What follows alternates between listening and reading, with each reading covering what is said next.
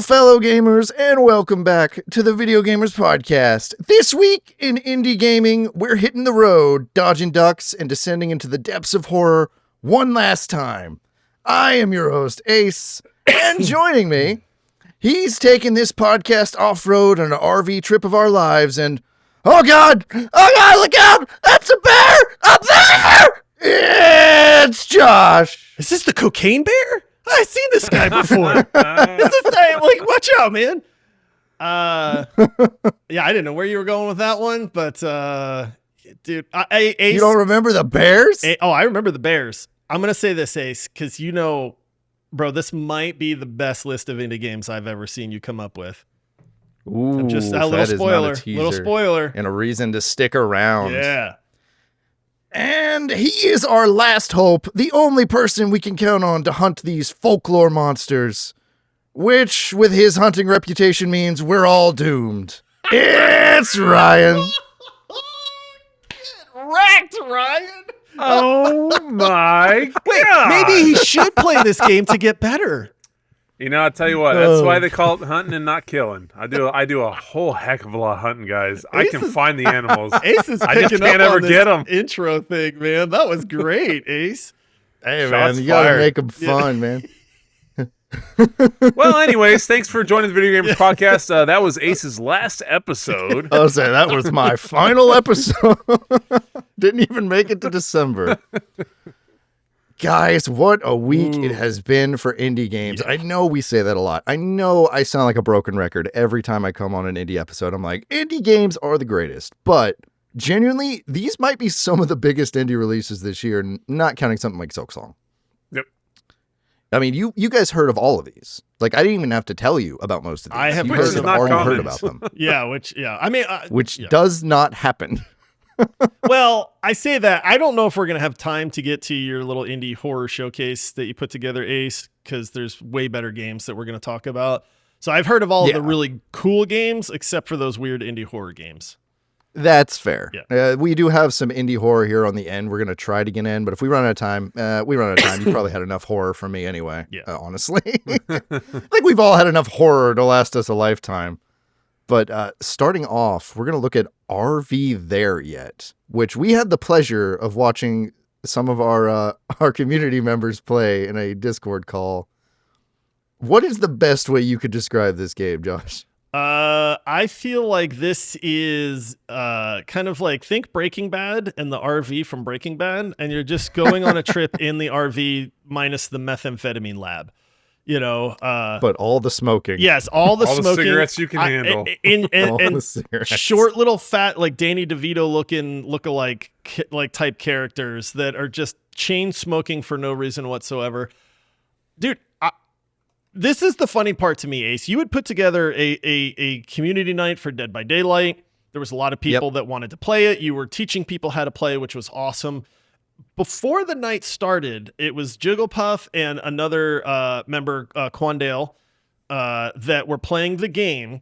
And everybody was so interested in watching them play this game that, like, we were late to the community night because people were like, what is this game? Oh, you're fixing watch out for the bears. Oh, no, they got killed by snakes. Oh, the RV fell apart. Like, but everybody was just watching this going like, we were invested, man. Oh, dude, we did not want to stop. I was for sure. I hopped in and then I saw Jiggle was streaming a game and I'm like, wait, what? Is he already in, a game? And then I look and he's playing the RV game. And I look and there's just this little man. It reminds me of the movie Up. Little Russell. Yes, that's it. Little guy. Yeah, definitely. Yeah, From Up. So Mr. Fredrickson, that guy. And he's just chain smoking at the table in the RV. And drinking beer and chain smoking, and I'm like, what is this game? And then they're like, no, turn right, no, turn left, and then the RV like rolls over and stuff, and no, there seems to be a lot there. I think these styles of games are really, I don't know, man, they just keep bringing out these bangers that are unique and different, and they just hit, man. I love it. It's a very simplistic game. I mean, the whole thing is you're taking this RV from the bottom of a mountain to the top, but it's not a straight path, and you're going to have to navigate it with your friends. The RV falls apart. There's all sorts of variables and things you can come across. Yeah, set up the winch. Get the bear spray.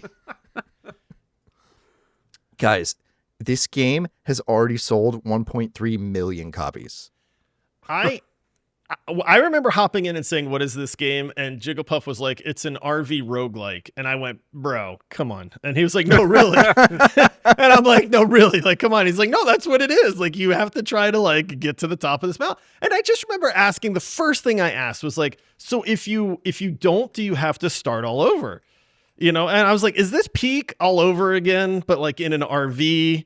And, in an RV. But then like I said, I joked around, but I'm like, I just instantly got invested in watching them try to like, you know, Quandale Dingle was driving this thing, and you know, he's shift, by the way. He's a younger listener, so it was like, you know, people were asking like, "Do you know how to drive a stick?" And he's like, "Yeah, I do." And we were like, "All right, dude." And he was doing a great job. And then he was running around repairing stuff. Jigglepuf's fixing things. He's getting out and like jumping around snakes because the snakes will kill you. Everything in this game's trying to kill you.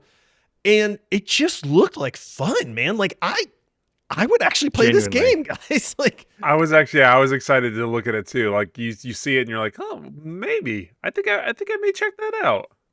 I was absolutely flabbergasted to find out you have to drive stick. I will say that. That absolutely was like, who drives stick anymore? But, you know, I'm right there with you. This game looks great. You know, from an outside looking in, you think, oh, just another 4-player, you know, proximity chat co-op game. But there's clearly something very special and fun about this. It almost kind of reminds me of, do you remember when we played Chained Together? Yes. A very similar experience to that, where you just have to work together to get up a difficult path. No, I don't, guys.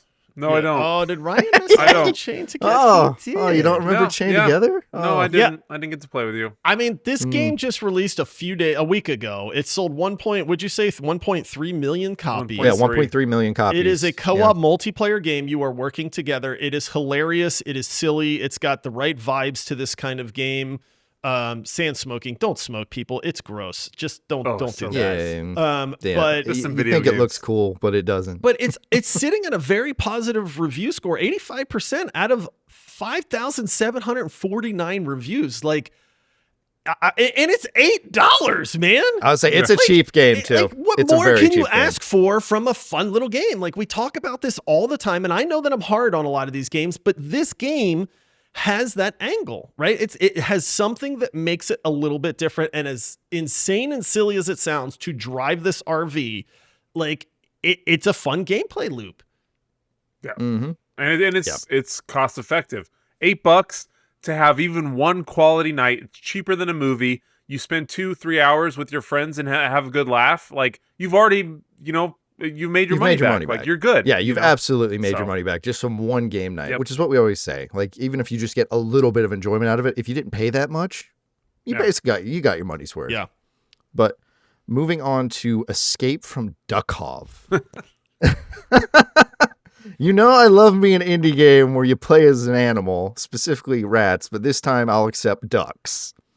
This is a PvE top-down extraction looter shooter, which is a lot of big words, I know, but it is clearly playing off of, the pun Escape from Tarkov. However, the biggest difference is there is no PvP in this game, which is very odd for me for an extraction shooter. What do you think of this one, Ryan?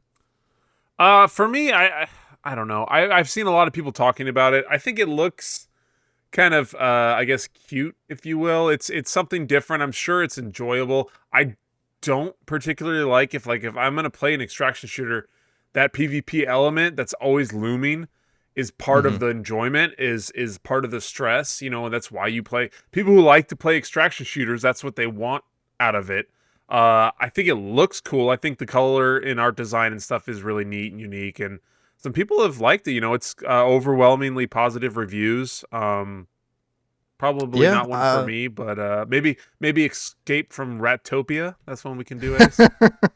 I will say what you're saying is very much what people have been parroting. Okay, was that they didn't think extraction could work without PvP, and then they played the game and they think they're wrong. Really? Okay. Yes. Hey, maybe I'm wrong.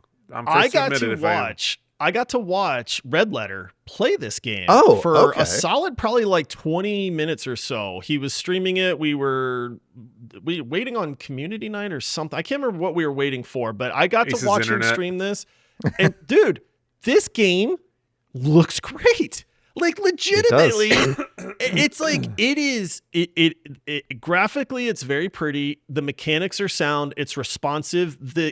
You have to be careful. The enemies are actually pretty good.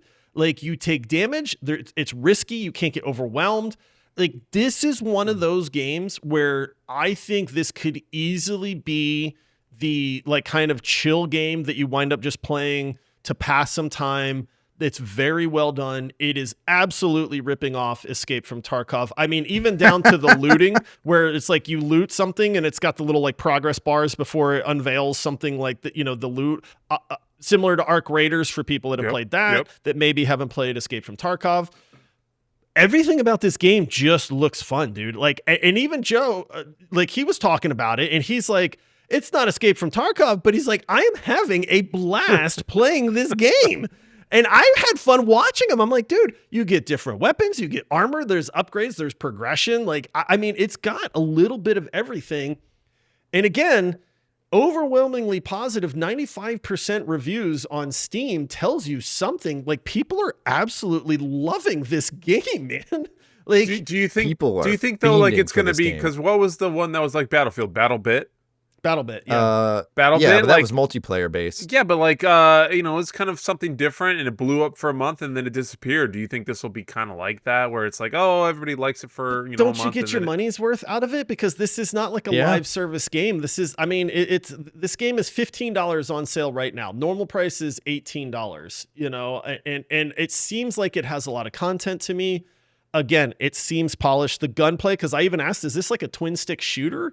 And he was like, yeah, kind of. I mean, he's like, but everything just feels good when you're playing this game. So this is one I think could, again, be that, like, I just want to kick back, have fun, play a game that's easy to get into, but is challenging enough, has enough stuff to keep me interested. It looks fun, man. I think it's a great like entry level game for the PvE extraction genre, because like if you're like nervous about getting into extraction, because you're like, I don't want to lose all my stuff, maybe this could like soften the blow. But this game's only been out for 2 weeks. I want you two to give me a guess. How many copies do you think it's sold? Oh, I see this everywhere. I'm gonna guess 1 million. I'm gonna guess right, like Ryan. 750. 2 million copies sold. Dude, good 2 on them, million? man. That's a Good million on a them, week. man. I mean, That's some buku bucks there. I've heard nothing but Absolutely good things insane. about this game, man. Like legitimately, and seeing it with my own eyes, like it looks well done. Like it looks fun. Goofy visuals, tight mechanics, good time is what I get from And this. ducks. Guys, let's And make ducks. a game. Like, I feel like we could do this. You're so confident, and then once we start, we'll be like, "Why did we ever do this?" This game we'll is be just trash, like Devin. bro. We'll be just like Devin sitting here like, yeah, it's a miserable experience, this but was a I'm terrible dedicated idea. I'm a to it. masochist, you know. I'm a masochist, and I'm dedicated to it now. Okay, a segue very quickly. Think about all the like the very famous streamers that have tried to like make a game studio. Like, Dr. Disrespect tried to make his game. You had Shroud that made his game that, failed miserably. Like, now they're trying to make competitive shooters, which is a very saturated market. But man, sometimes you just have to make a game that's simple and fun and hope that you sell 1 million copies, because if you do, I mean, bro, 2 million copies at $18 a piece. This dude's $36 million richer now, man. That's We're making so a game much with money. ducks about Tarkov. Like, what the heck? Oh, dude. It's funny that you mention creators making games, though, because this next game coming up, we've talked about it before, is Dispatch released its first 2 episodes. This is a game made by former Telltale devs, but also they're being kind of helmed by Critical Role, of all people, which, for those who don't know, Critical Role is one of the biggest D&D podcasts of all time, helmed by all your favorite voice actors. Quite frankly, if you have a favorite voice actor, they've probably been on Critical Role at some point. Yep. Dispatch is a narrative-driven game where you play as a sort of Iron Man ripoff character who lost his super suit, has ended up behind the desk of a dispatch operation where you are converting villains to heroes in this thing called the Phoenix program. And I think that is just a super interesting concept, personally. This game is like hot fire, guys. People love this game. I remember being wowed by this trailer when it came out and being very excited because, again, Telltale knows how to tell a story and get you invested in the characters, dude. I mean, again, if you haven't played the Walking Dead series, that is a must play in my opinion, and it's one of the few games that have ever made me legitimately cry in a video game, man. Like, you know, Dispatch, the animation, the art, the voice acting are second to none. I remember seeing this. We've had members in our community that were very, very excited about it. I didn't know it was coming out. Like, this is just one of those games that somehow got lost in the release schedule of all the incredible games that have come out this year.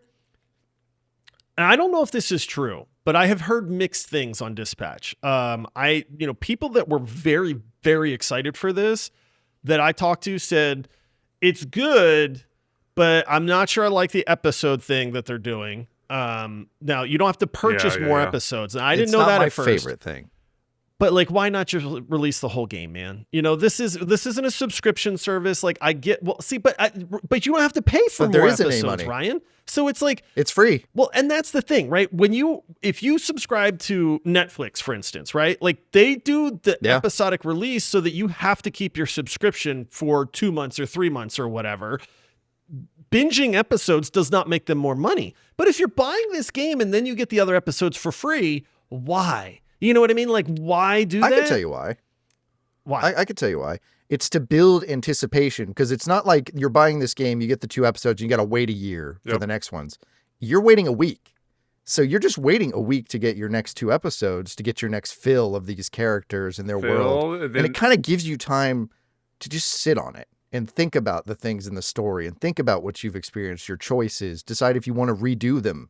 You know, things like that. I think that's what they're kind of going for, is to build more of a connection with their narrative. And media traffic, people online talking about it. What do you think the next episode's going to be? You know, it's all money moves, man. I think it may not be monetary to get the next episode, but I think it could get more people to talk about it, which would get more people to buy the game or you know, what have you. So, I mean, it looks awesome. I absolutely love the art style. Reminds me a lot of like Into the Spider-Verse type, kind of that shell shading. It is top notch, man. Look. Yeah, it reminds me of Invincible. It looks beautiful. I love it.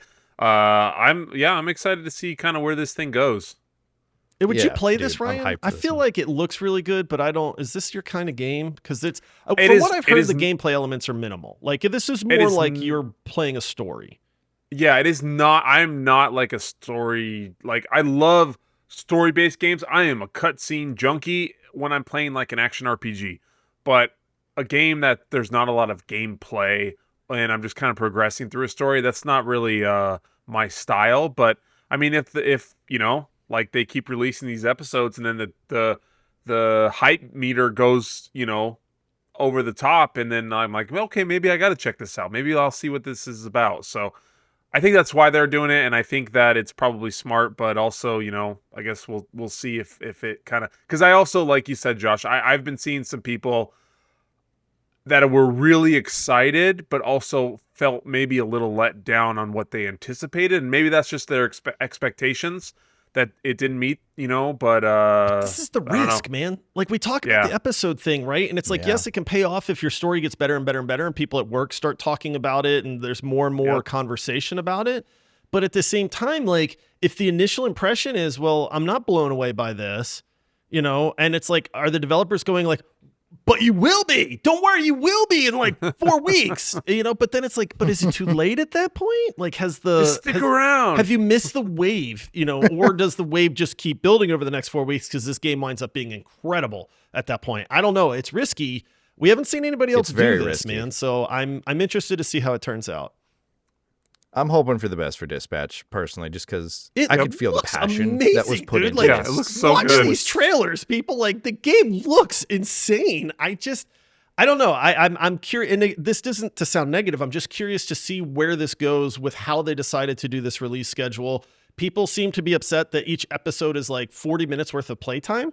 So it's like, you know, you get episode 1 and 2, or at least so far. But again, that's all we know, right? It's like, so it's like you bought this, you got an hour and a half of gameplay, and then it's like, okay, well, now you got to wait a week, you know? And so it's like, I don't know, man. It's an interesting choice. We'll see what happens with it. We'll see how that pans out for him. But we will be right back to hit this last one that we have to talk about after this little break. All right, we are back and we are talking about Absolum. Oh my gosh. So I've brought up beat 'em ups before on this show. I've tried to look at them and they all look the same. Absolum does not look the same as other beat 'em ups. It is a roguelike beat 'em up, which is, it was going to happen eventually. We make everything a roguelite eventually. Yeah, exactly. But it is beautifully hand-drawn. It has skill points and permanent progression. It's got all sorts of stuff going on for it. Josh, I want to know what you think, because I remember showing you the Steam page. You're just like, this looks incredible. I remember you saying you wanted to play this game, Ace. I do, man. I really want to find time to just put some time in this. Ask me if I want to play this game with you, Ace. Do you want to play Yes. this game with me? Yeah? Yeah. Oh, yeah. All right. We're playing this game then. This game looks fantastic, dude. Oh, my goodness, man. I don't want this game to get lost, dude. I don't want it to get lost in the Arc Raiders hype and the Battlefield 6 hype and the, like all the other hype for these indie titles that are out right now. But this game looks incredible to me, dude. As somebody that grew up playing Double Dragon and Streets of Rage and all of these beat 'em ups, these side scroller Teenage Mutant Ninja Turtles, you know what I mean? Like Battletoads, like we grew up playing these games, man. And this genre kind of died for a while. And now you're telling me that I get a side scroller beat 'em up roguelike, which I like roguelikes, even though not every game out there needs to be a roguelike, people. But I think it works for this genre. I do enjoy this genre too, so I'm not complaining too much. But it's like, bro, Absolum might be it, dude. Like, do you know how many players? Is it 3-player co-op? Is it 4? Like, do we know? It's 2 players. It's just 2 players. I don't know if it's online either. It says local co-op, so this is like couch co-op. Ooh. Well, sorry, Ace. Ryan, you want to play Absolum? Yeah! I've been abandoned so fast. I'm on my way over, buddy. Ace, you can watch it, I'll watch dude. I'll watch the stream. Is it? No, it can't be just local, dude. That would local be co-op. I what it think says God, right there. it can't be that hard. To okay, make it listen, online listen, co-op. Absolum devs, we love you. We're very impressed with what you've made, and honestly, I'm pretty excited about this. But please figure out how the internet works, so that people can play together that don't necessarily. No, it says right here, online co-op. Okay, Where's it say It's online? on their Steam page. I see local. I don't see online, but okay. Right under single player, it says online Okay, co-op. I was gonna say if you didn't make your game to where it could be online co-op, we have an issue. But okay, now, thank goodness. I'm only using okay, local, Ace, so I was like, you're oh, back gosh. you're back in the circle. Okay, you're back. I'm back. In the Yeah. It's like, I want to play this game, dude. You do not have to twist my arm for me to play this. I mean, I think this game looks fantastic. If you read the beautifully reviews, hand drawn. people are talking about the combo system. They're talking about the progression. They're talking about how good the fighting is, how like it's so much fun co-op. Like everything about this game screams it's going to be fun. It's got a ton of polish. You need to play it. The reviews on this game are incredible. Again, I mean, all these are absolute bangers, dude. But I mean, overwhelmingly positive. It's been out for almost a month now. It's at 95%. Beautiful artwork. I mean, man, just it looks give it so to good, me. dude. It deserves to have sold more than 200,000 copies. In fact, already. I did just wish wishlist this so I don't forget about it. Yes. Nice. I'm going to actually do the same thing right now. Yeah. So, done. Look, see, audience, they do wish list, which you should take the example of and wish list these games. Links will be in the description this time. It's an 87 on Metacritic, too. Yeah. Yeah. Really? We're going to start Yeah. putting Oh, wow.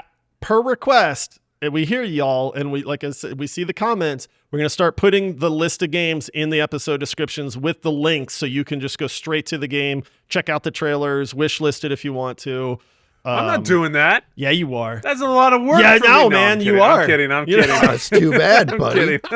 Do it Absolutely. anyway. We want to get the people onto these games that we talk about. This is definitely one that you guys should check out. The graphical art style is so freaking beautiful. I love that devs are leaning into this style because it doesn't. This holds up.